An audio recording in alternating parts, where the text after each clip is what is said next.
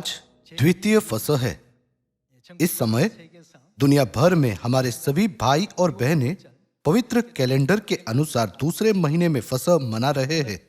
आज हम जीवन के वृक्ष का सत्य इस विषय के अंतर्गत दूसरे महीने के फसह का अर्थ खोजेंगे। फसह के पर्व के सत्य में जीवन के वृक्ष का एक महत्वपूर्ण अर्थ है जिसे हमें समझने की आवश्यकता है। हम महसूस कर सकते हैं कि परमेश्वर ने उन्हें जो पवित्र कैलेंडर के अनुसार पहले महीने में पहला फसह को नहीं मना सके, एक महीने के बाद फसह मनाने के लिए एक और मौका क्यों दिया है। मानव जाति को बचाने के लिए परमेश्वर इस पृथ्वी पर आए। 2000 साल पहले यीशु के नाम से परमेश्वर शरीर में पृथ्वी पर आए थे और अंतिम दिनों में, पवित्र आत्मा के दिनों में, परमेश्वर आत्मा और दुल्हन के रूप में फिर से पृथ्वी पर आए। फिर परमेश्वर पृथ्वी पर क्यों आए और हमें फसह का सत्य क्यों जानने देना चाहा? जब हम अदन की वाटिका के इतिहास को देखते हैं तो हम भले और बुरे के ज्ञान के वृक्ष और जीवन के वृक्ष से सभी सत्य के कारणों की खोज कर सकते हैं। इस कारण के बारे में कि मनुष्य पापी बन गए और उन्हें अदन की वाटिका से निकाल दिया गया था। बाइबल कहती है क्योंकि आदम और हव्वा ने भले और बुरे के ज्ञान के वृक्ष से फल खाया तो पाप शुरू हुआ। मत्ती अध्याय 13 के वचनों के अनुसार हम देख सकते हैं कि उन सभी चीजों को दृष्टांतों में लिखा गया था। आदम और हव्वा के पाप से पता चलता है कि हमने स्वर्ग में शैतान द्वारा प्रलोभन दिए जाने पर परमेश्वर की आज्ञा का उल्लंघन किया था और हमें बाहर कर दिया गया था। यह आदम और हव्वा के माध्यम से परमेश्वर हमें हमारी आत्मिक स्थिति दिखाना चाहते थे। तो फिर फसह मनुष्यों के लिए इतना महत्वपूर्ण क्यों है? आज फसह दुनिया के लोगों के लिए एक साधारण दिन है। उन्हें एहसास नहीं है कि आज कितना महत्वपूर्ण दिन है।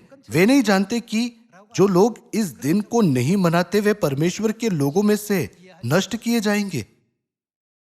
ऐसा तब होता है जब वे अदन की वाटिका के भले और बुरे के ज्ञान के वृक्ष और जीवन के वृक्ष के बारे में सत्य को नहीं समझते। आइए हम यशायाह अध्याय 34 को देखें। यशायाह 34 वचन 16 कहता है, यहोवा की पुस्तक से ढूंढकर पढ़ो, बाइबल से ढूंढकर पढ़ो, इनमें से एक भी बात बिना पूरा हुए न रहेगी, कोई बिना जोड़ा न रहेगा, क्योंकि मैंने अपने मुंह से यह आज्ञा दी है और उसी की आत्मा ने उन्हें इकट्ठा किया है। परमेश्वर के वचनों का अपना जोड़ा है। जोड़े वचनों के माध्यम से हम परमेश्वर की इच्छा को खोज सकते हैं। इसलिए यीशु ने कहा कि सभी चीजें दृष्टांतों से संबंधित है। आइए अध्याय 13 के साथ जारी रखते हैं। आयत 34। ये सब बातें यीशु ने दृष्टांतों में लोगों से कही और बिना दृष्टांत वह उनसे कुछ न कहता था कि जो वचन भविष्यवक्ताओं के द्वारा कहा गया था वह पूरा हो। मैं दृष्टांत कहने को अपना मुंह खोलूंगा, मैं उन बातों को जो जगत की उत्पत्ति से गुप्त रही है प्रकट करूंगा। जगत की उत्पत्ति के समय कुछ ऐसा है जो परमेश्वर ने छिपा दिया है और बाइबल कहती है परमेश्वर छिपी रही बातों को दृष्टांत का उपयोग करके प्रकट करेंगे। बाइबल की 66 पुस्तकों में से जगत की उत्पत्ति किस पुस्तक में है? यह उत्पत्ति की पुस्तक है जिसमें उत्पत्ति के सभी कार्य शामिल है। उत्पत्ति के सभी वचनों में से आइए हम भले और बुरे के ज्ञान के वृक्ष और जीवन के वृक्ष के बारे में सच्चाई का पता लगाए जो फसह से संबंधित है। आइए हम उत्पत्ति अध्याय 2 वचन 16 पर नजर डालें। और यहोवा परमेश्वर ने आदम को यह आज्ञा दी, तू वाटिका के सब वृक्षों का फल बिना खटके खा सकता है, पर भले या बुरे के ज्ञान का जो वृक्ष है उसका फल तू कभी ना खाना, क्योंकि जिस दिन तू उसका फल खाएगा उसी दिन अवश्य मर जाएगा। परमेश्वर ने आदम को यह आज्ञा दी, तू भले या बुरे के ज्ञान का फल कभी ना खाना, क्योंकि जिस दिन तू उसका फल खाएगा उसी दिन अवश्य मर जाएगा। परमेश्वर ने कहा, तू भले या बुरे के ज्ञान के वृक्ष को छोड़कर सभी वृक्षों का फल बिना खटके खा सकता है। लेकिन शैतान ने हव्वा को परमेश्वर की इच्छा के विरुद्ध जाने का प्रलोभन दिया। उत्पत्ति अध्याय 3 वचन 1 कहता है, यहोवा परमेश्वर ने जितने बनेले पशु बनाए थे उन सब में सर्प धूर्त था। उसने स्त्री से कहा, क्या सच है कि परमेश्वर ने कहा तुम इस वाटिका के किसी वृक्ष का फल न खाना? स्त्री ने सर्प से कहा, इस वाटिका के वृक्षों के फल हम खा सकते हैं, पर जो वृक्ष वाटिका के बीच में है उसके फल के विषय में परमेश्वर ने कहा है कि ना तो तुम उसको खाना और ना उसको छूना, नहीं तो मर जाओगे। तब सर्प ने स्त्री से कहा, तुम निश्चय न मरोगे। शैतान उसे प्रलोभन देता रहा। आयत 5, वरन परमेश्वर आप जानता है कि जिस दिन तुम उसका फल खाओगे उसी दिन तुम्हारी आंखें खुल जाएगी और तुम भले बुरे का ज्ञान पाकर परमेश्वर के तुल्य हो जाओगे। अतः जब स्त्री ने देखा कि उस वृक्ष का फल खाने के लिए अच्छा और देखने में मन भाऊ और बुद्धि देने के लिए चाहने योग्य भी है, तब उसने उसमें से तोड़कर खाया और अपने पति को भी दिया और उसने भी खाया। तब उन दोनों की आंखें खुल गई और उनको मालूम हुआ कि वे नंगे हैं, इसलिए उन्होंने अंजीर के पत्ते जोड़ जोड़कर लंगोट बना लिए। आखिरकार आदम और हव्वा ने भले और बुरे के ज्ञान के वृक्ष से फल खाया और अदन की वाटिका में परमेश्वर के कानून को तोड़ दिया। यह पहला पाप सभी मनुष्यों को सौंप दिया गया था। आदम और हव्वा से पाप शुरू हुआ और जैसा कि लिखा गया है, पाप की मजदूरी मृत्यु है। सभी लोगों को मृत्यु का सामना करना पड़ा। तो फिर क्या उन लोगों के लिए जीवन के वृक्ष को खाने का कोई रास्ता नहीं है जो मरने के लिए नियुक्त है? आइए हम उत्पत्ति अध्याय 3:22 पर एक नजर डालें। फिर यहोवा परमेश्वर ने कहा, मनुष्य भले बुरे का ज्ञान पाकर हम में से एक के समान हो गया है, इसलिए अब ऐसा न हो कि वह हाथ बढ़ाकर जीवन के वृक्ष का फल भी तोड़ के खा ले और सदा जीवित रहे। जो भी भले और बुरे के ज्ञान के वृक्ष को खाएगा वह मर जाएगा। जीवन के वृक्ष के बारे में क्या? इन दो वृक्षों में प्रत्येक की अलग अलग विशेषता है। एक वृक्ष मृत्यु देता है और दूसरा वृक्ष अनंत जीवन देता है। हम सोच सकते हैं, भले और बुरे के ज्ञान के वृक्ष से खाने के बाद आदम और हव्वा ने जीवन के वृक्ष से फल क्यों नहीं खाया? लेकिन परमेश्वर ने पापियों को जीवन के वृक्ष के निकट न आने दिया। दूसरे शब्दों में, आदम और हव्वा के पाप करने से पहले वे स्वतंत्र रूप से जीवन के वृक्ष के निकट आ सकते थे, लेकिन उनके पाप करने के बाद जीवन के वृक्ष का मार्ग बंद कर दिया गया। आइए हम आयत 22 देखें। फिर यहोवा परमेश्वर ने कहा, मनुष्य भले बुरे का ज्ञान पाकर हम में से एक के समान हो गया है, इसलिए अब ऐसा ना हो कि वह हाथ बढ़ाकर जीवन के वृक्ष का फल भी तोड़ के खा ले और सदा जीवित रहे। इसलिए यहोवा परमेश्वर ने उसको अदन की वाटिका में से निकाल दिया कि वह उस भूमि पर खेती करे जिसमें से वह बनाया गया था। इसलिए आदम को उसने निकाल दिया और जीवन के वृक्ष के मार्ग का क्या देने के लिए? पहरा देने के लिए अदन की वाटिका के पूर्व की ओर करूबों को और चारों ओर घूमने वाली ज्वालामय तलवार को भी नियुक्त कर दिया। तब से आदम और हव्वा ने जीवन के वृक्ष का मार्ग खो दिया और अपनी स्थिति पर अफसोस जताया। जैसा कि रोमियो अध्याय 7 में लिखा गया है, मैं कैसा अभागा मनुष्य हूं, मुझे इस मृत्यु की तह से कौन छुड़ाएगा? जो कि मानव जाति का पहला पाप अदन की वाटिका से शुरू हुआ था। यह अदन की वाटिका ही है जहां पाप के मामले को हल किया जा सकता है। हम आमतौर पर कहते हैं कि जहां कोई समस्या होती है उसका समाधान भी वहां ही होता है। इसलिए अगर कोई दुर्घटना होती है तो जांचकर्ता मामले को सुलझाने के लिए एक सुराग खोजने के लिए उसी जगह पर जाता है। यह मानव जाति के पहले पाप के साथ भी ऐसा ही है। समाधान अदन की वाटिका में रखा गया है जहां पाप हुआ। उन सभी मनुष्यों के लिए जो मरने के लिए नियुक्त थे, परमेश्वर ने उनके अनंत जीवन के लिए एक वृक्ष को रखा है। यह वृक्ष क्या है? यह जीवन का वृक्ष है। यह उत्पत्ति की पुस्तक में लिखा गया है। यदि तुम इससे खाते हो तो तुम्हारे पास अनंत जीवन होगा। परमेश्वर जीवन के वृक्ष के दृष्टांत का उपयोग करके क्या प्रकट करना चाहते हैं? यदि हम जीवन के वृक्ष की वास्तविकता को जानते हैं तो हम पापों से मुक्त हो जाएंगे और अनंत जीवन के शानदार मार्ग पर चलेंगे। परमेश्वर जीवन के इस वृक्ष के माध्यम से क्या प्रकट करना चाहते हैं? आइए हम उसके जोड़े वचनों से खोजें। आइए हम यूहन्ना 6:52 देखें। इस पर यहूदी यह कहकर आपस में झगड़ने लगे, यह मनुष्य कैसे हमें अपना मांस खाने को दे सकता है?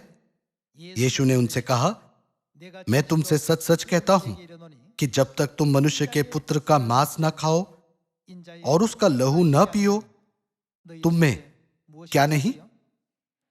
जीवन नहीं।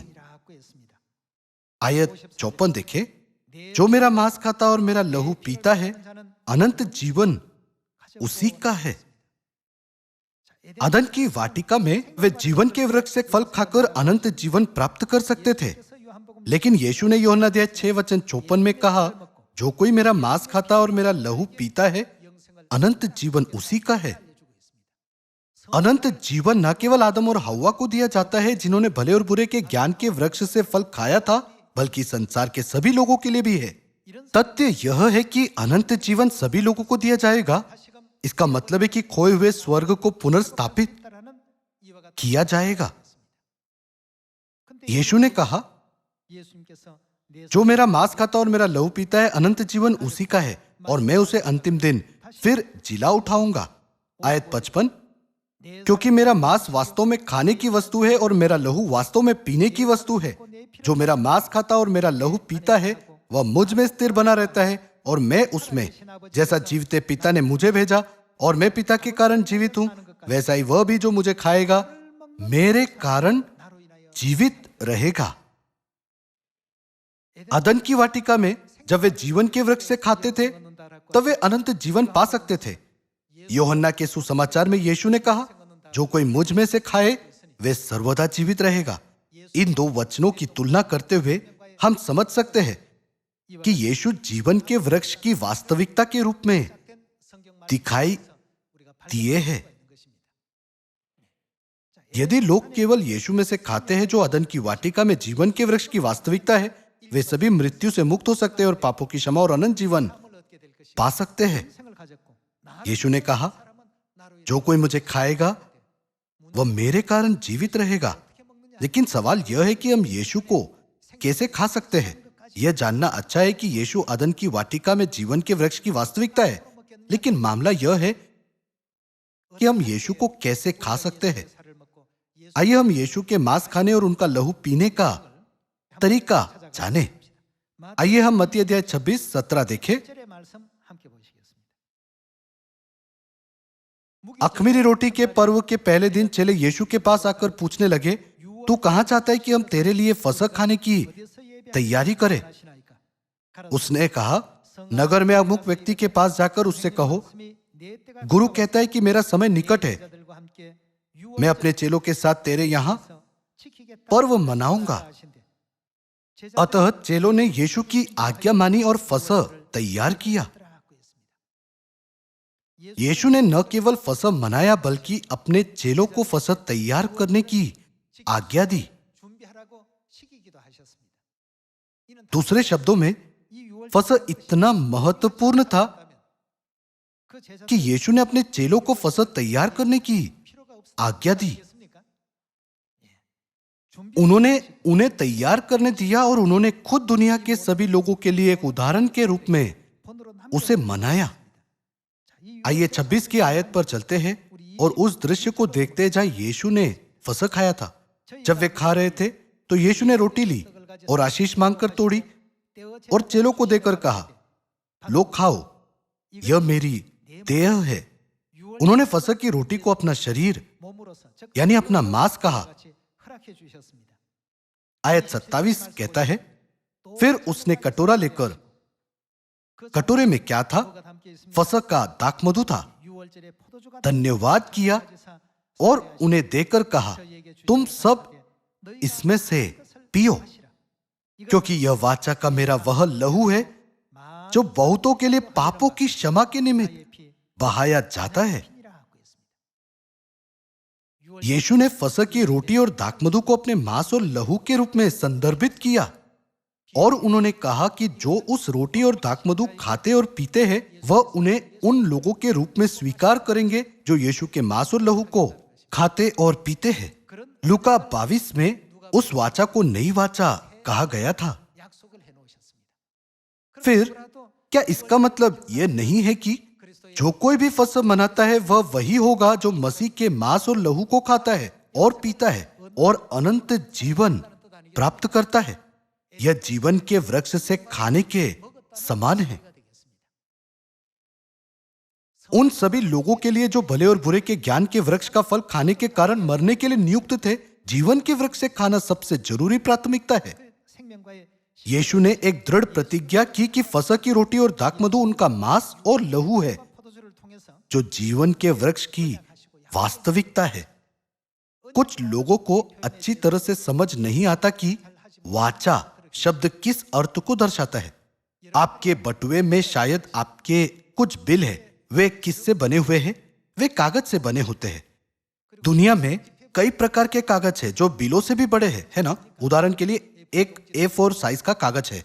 यदि आप एक छोटे आकार के कागज के मूल्य की तुलना जिस पर $50 लिखा हो A4 साइज पेपर से करें तो किसका मूल्य दूसरे से अधिक है? आकार के संदर्भ में A4 कागज बहुत बड़ा दिखता है, यहां तक कि यह साफ सुथरा और अच्छा दिखता है। हालांकि सभी लोग उस कागज को बहुत बेहतर समझते हैं जिस पर $50 लिखा गया है। उसका क्या कारण है? वे एक ही कागज है। दोनों के बीच क्या अंतर है? मूल्य में अंतर है। मूल्य किससे बना है? यह वाचा यानी प्रतिज्ञा से बना है।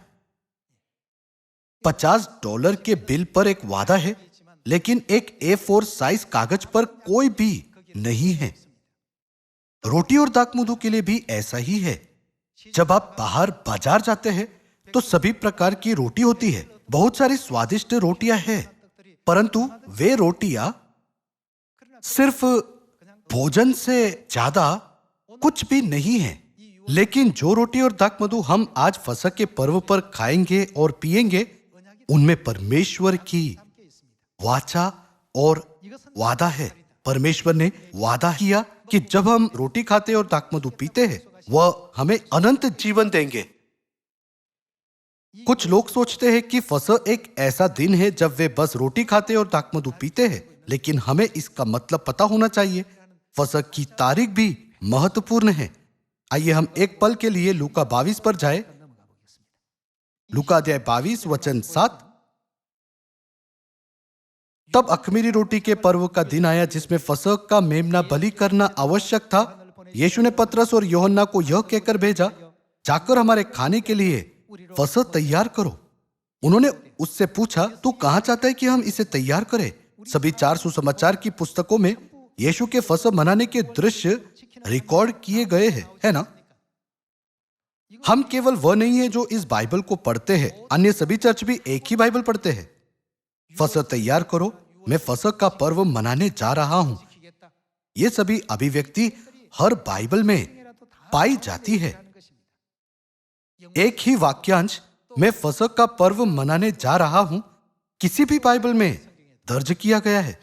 अंग्रेजी बाइबल, यूनानी मूल बाइबल और कोरियाई बाइबल और इत्यादि। आइए हम आयत 7 देखें। तब अख़मीरी रोटी के पर्व का दिन आया जिसमें फसह का मेमना बलि करना आवश्यक था। यीशु ने पतरस और यूहन्ना को यह कहकर भेजा। पतरस और यूहन्ना यीशु के चेलों में से सबसे प्रतिभाशाली है, जाकर हमारे खाने के लिए फसह तैयार करो। उन्होंने उससे पूछा, तू कहाँ चाहता है कि हम इसे तैयार करें? उसने उनसे कहा, देखो, नगर में प्रवेश करते ही एक मनुष्य जल का घड़ा उठाए हुए तुम्हें मिलेगा।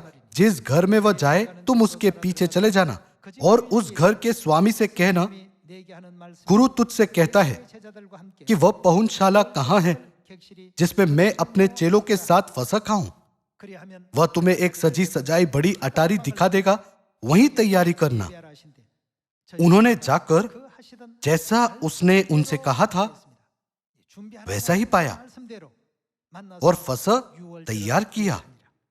जब घड़ी आ पहुंची, यहां पर घड़ी किस घड़ी को दर्शाता है? फसह मनाने की घड़ी। तब वह प्रेरितों के साथ भोजन करने बैठा और उसने उनसे कहा, मुझे बड़ी लालसा थी कि दुख भोगने से पहले यह फसह तुम्हारे साथ खाऊं। यहां तक कि 4 सुसमाचार की पुस्तकों में यीशु ने शायद ही कभी कहा, मुझे बड़ी लालसा थी। यह यीशु की एक दुर्लभ अभिव्यक्ति है, लेकिन फसह का पर्व मनाने के बारे में यीशु ने कहा, मुझे बड़ी लालसा थी। कारण यह है कि सभी लोगों के लिए जो भले और बुरे के ज्ञान के वृक्ष से खाने के कारण मरने के लिए नियुक्त है, एकमात्र सत्य जो उन्हें उनके पापों से मुक्त कर सकता है वह फसह है। जिस दिन परमेश्वर जीवन के वृक्ष का मार्ग खोलते हैं वह फसह का दिन है। और इसलिए उस दिन यीशु ने क्या कहा था? यीशु ने कहा, मुझे बड़ी लालसा थी कि यह फसह तुम्हारे साथ खाऊं। आइए हम एक बार फिर से समझे कि यीशु ने इसे क्यों उत्सुकता से मनाना चाहा। आइए आयत 19 पर चलते हैं। फिर उसने रोटी ली और धन्यवाद करके तोड़ी और उनको यह कहते हुए दी, यह मेरी देह है जो तुम्हारे लिए दी जाती है। यीशु ने फसह की रोटी को किससे दर्शाया? मत्ती और लूका में यीशु ने कहा, यह मेरी देह है यानी मेरा मांस है, मेरे स्मरण के लिए यही किया करो। भाइयों और बहनों, यीशु ने हमें इसके बारे में क्या आज्ञा दी? क्या यीशु ने हमें यह करने की आज्ञा दी या अनदेखा करने की? यही किया करो। इसी रीति से उसने भोजन के बाद कटोरा भी यह कहते हुए दिया। उसने फसह के दाखमधु से भरा हुआ कटोरा उठाया और कहा, यह कटोरा मेरे उस लहू में जो तुम्हारे लिए बहाया जाता है नई वाचा है। सभी लोगों के लिए जो भले और बुरे के ज्ञान के वृक्ष से खाने के कारण पाप में बंध गए हैं, यीशु ने फसह की घोषणा की और कहा कि वह उन्हें इसके बारे में सिखाएंगे। उन्होंने सभी लोगों के लिए इसके बारे में नमूना दिखाया है ना? यह एक बार की घटना नहीं है। यह केवल यीशु के प्रथम आगमन के समय ही नहीं मनाया जाना चाहिए, लेकिन हमें यह फसह का पर्व कब तक मनाना चाहिए? जब तक वह नहीं आएगा। उन्होंने हमें किसी भी युग में इसे मनाने की आज्ञा दी। हालांकि 325 ईस्वी में रोमन सम्राट कॉन्स्टेंटाइन के कारण फसह नष्ट होने लगा। लगभग 300 वर्षों तक लोगों ने इसका अच्छी तरह से पालन किया था। प्रेरितों ने पालन किया, प्रथम चर्च के सदस्यों ने पालन किया, उनकी अगली पीढ़ियों ने इसका पालन किया और उनकी अगली से अगली पीढ़ियों ने लगातार इसका पालन किया। मसीह की शिक्षा लगातार अगली पीढ़ियों को सौंप दी जाती थी, लेकिन फिर 325 ईस्वी में लगभग 300 वर्षों तक पालन करने के बाद फसह नष्ट किया गया। दानियल अध्याय 7 वचन 25 में यह कहा गया है कि जो परमेश्वर के विरुद्ध है वह परमेश्वर के समय और व्यवस्था के बदल देने की आशा करेगा। यह कैथोलिक चर्च और ईसाई इतिहास में भी दर्ज किया गया है। परमेश्वर जो हमारी आत्माओं के स्वामी है और हमारी आत्माओं के उद्धार करता है, उनकी पवित्र आज्ञा को केवल एक धार्मिक कानून द्वारा समाप्त कर दिया गया था। तब से कोई भी फसह का पालन करता था उसे धार्मिक कानून का उल्लंघन करने वाले व्यक्ति के रूप में ठहराया जाता था और उसे सताया और नुकसान पहुंचाया जाता था। ऐसी अवधि लंबे समय तक चली। इसलिए जो लोग सत्य का पालन करना चाहते थे वे कमजोर हो गए और निराश हो गए। इस प्रकार अंत में सत्य गायब हो गया और इसलिए इस समय को अंधकार युग कहा जाता है। बाइबल की भविष्यवाणी के मुताबिक खोए हुए सत्य नई वाचा के फसह को कौन पुनर्स्थापित कर सकता है? यशायाह 25 बताता है, कि जब तक परमेश्वर इस पृथ्वी पर नहीं आते और जीवन के सत्य फसक को पुनर्स्थापित नहीं करते, किसी को भी भले और बुरे के ज्ञान के वृक्ष के फल खाने के पाप से मुक्त नहीं किया जा सकता है। आइए हम यशायाह अध्याय 25 वचन 6 पर एक नजर डालें। सेनाओं का यहोवा इसी पर्वत पर सब देशों के लोगों के लिए ऐसा भोज तैयार करेगा जिसमें भांति भांति का चिकना भोजन और नित्रा हुआ दाखमधु होगा। यशायाह बस यह कह सकता था कि परमेश्वर एक भोज तैयार करेंगे, लेकिन उसने कुछ अतिरिक्त शब्द जोड़े। उसने कहा नित्रा हुआ दाखमधु, जिसमें भांति भांति का चिकना भोजन और नित्रा हुआ दाखमधु होगा। उत्तम से उत्तम चिकना भोजन और बहुत ही नित्रा हुआ दाखमधु होगा।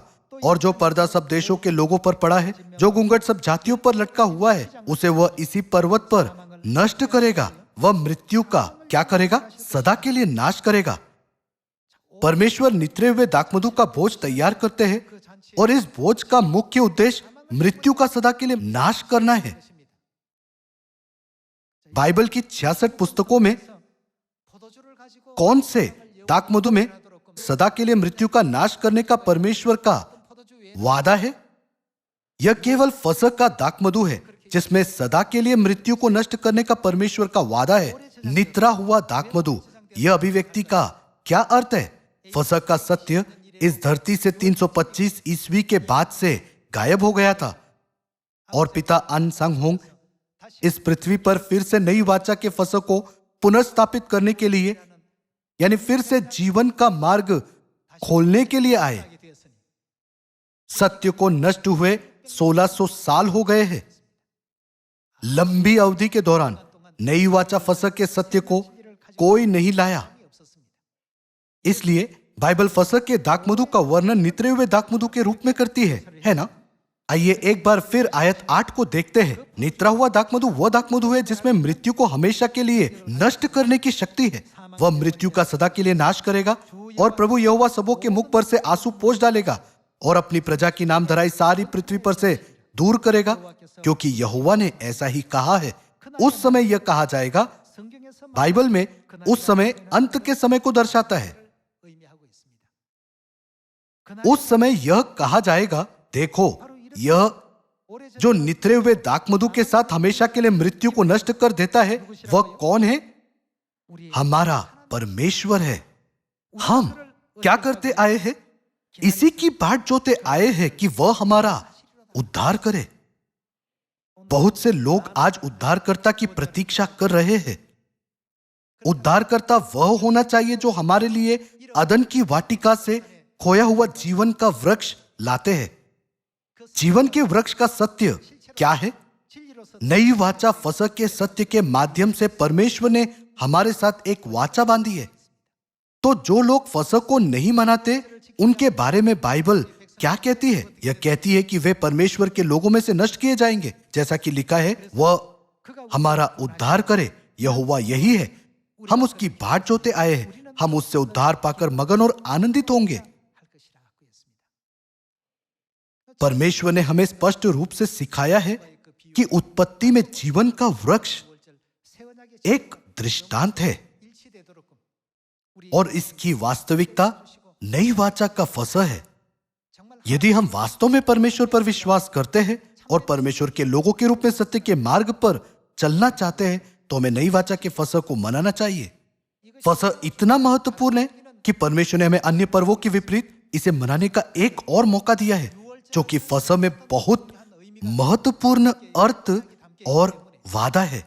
इसलिए परमेश्वर हमें इसे एक बार फिर दूसरे महीने के 14वें दिन मनाने की अनुमति देते हैं, क्योंकि हम नहीं जानते कि हमारा क्या होगा और हम में से कुछ इसे पवित्र कैलेंडर के पहले महीने के 14वें दिन, जो कि फसह की मूल तारीख है, मनाने में सक्षम नहीं है। यदि हम द्वितीय फसह भी नहीं मनाते, तो हमारे पास परमेश्वर का अनुग्रह प्राप्त करने का कोई और मौका नहीं है। परमेश्वर ने जिनकी हम प्रतीक्षा कर रहे हैं, सभी मानव जाति के लिए जीवन के वृक्ष की वास्तविकता नई वाचा के फसह के सत्य की घोषणा की है, ताकि हमें मृत्यु से मुक्ति मिले और स्वतंत्रता दी जा सके। हम आज वह फसह मनाते हैं। क्या अब आप समझ सकते हैं कि यीशु ने क्यों कहा, मुझे बड़ी लालसा थी यह फसह तुम्हारे साथ खाऊं? हमने भी इसे मनाने की उत्सुकता से लालसा की है और पवित्र कैलेंडर के अनुसार द्वितीय फसह मनाने आए हैं, है ना? मुझे आशा है कि आप फसह के अर्थ को सही ढंग से समझ रहे हैं। यह सोचकर नहीं कि आज आप सिर्फ फसह के भोज में रोटी का एक टुकड़ा खा रहे हैं और दाकमधु पी रहे हैं, लेकिन यह कि आप रोटी और दाकमधु में एक हिस्सा ले रहे हैं जिसमें परमेश्वर का वादा है, ताकि आप सभी इस आशीषित द्वितीय फसह के पर्व के माध्यम से भले और बुरे के ज्ञान के वृक्ष से खाने के पाप से मुक्त हो सके और स्वर्ग में अनंत उद्धार प्राप्त कर सके। अब मैं आज का उपदेश यही समाप्त करना चाहता हूं। आपका बहुत बहुत धन्यवाद।